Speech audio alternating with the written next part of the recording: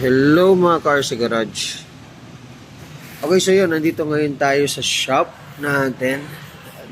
Nag-open kasi kami ng 7 a.m. to 9 p.m.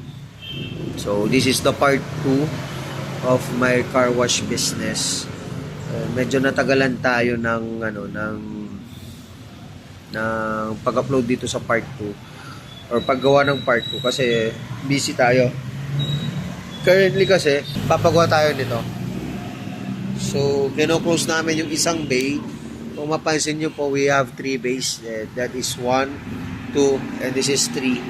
So, itong bay na i-close natin, gagawin ko po siyang, alam mo yung ceramic tint room or ceramic coating room, yung uso ngayon. So, natin dito sa bay area na to. Ayan.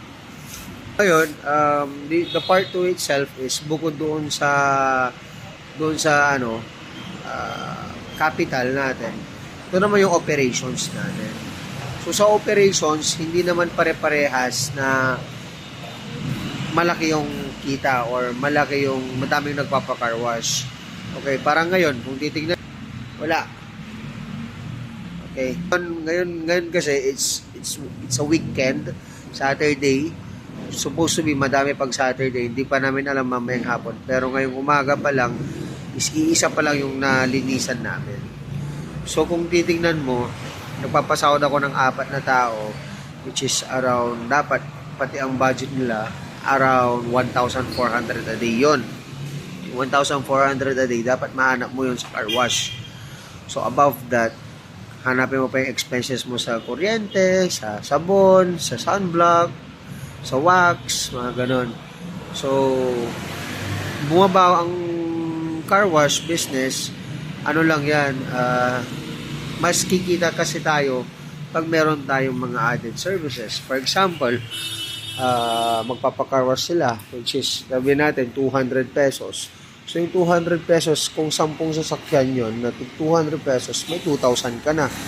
Ngayon, yung 2,000 pesos mo, less 1,400 na yung expense natin, anong tawag dito nun? Less 1,400 expense, may 600 na tayo. What if kung yung 10 yung nagpa-wax? Okay, so ito yung sa price. Okay, so kung yung tig 200 na SUV, so 10 SUV yan, 200, nagpa-wax sila ng lahat. So, meron kang additional 1,500 na dadagdag doon sa 2,000. So, doon pa lang, wax pa lang, ito na yung pasahod mo. Kita mo na yung 10. So, kung may added services ka like wax, like headlight restoration, so kung may nag-headlight restoration sa amin, okay na yung isang araw na sahod ng mga tao namin. May car buffing, price starts at 250 pesos, 2,500. May car detailing, starts at 2,500. May underwash din tayo. Tapos may engine wash. Tapos meron din tayong yung back to zero. Okay. Guys, yung sa back to zero naman, ang presyo ng isang back to zero is around 200 pesos.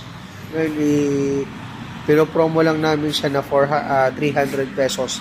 Kasi sa yung 100, let's say, isang minuto lang nakasaksak yung machine, lalabas na yung usok, may 100 ka na, diba? So, bakit ka magmamahal ng singil kung pwede naman ng mura, mas madami, diba? So, yun lang, dapat kung magpapatayo ka ng car wash business mo, meron kang added services, hindi lang purong car wash at wax lang, dapat may iba, kasi hindi naman lahat ng araw may mga nagpapa-car wash. Lahat naman ng araw, minsan may magpapa-detailing lang, meron lang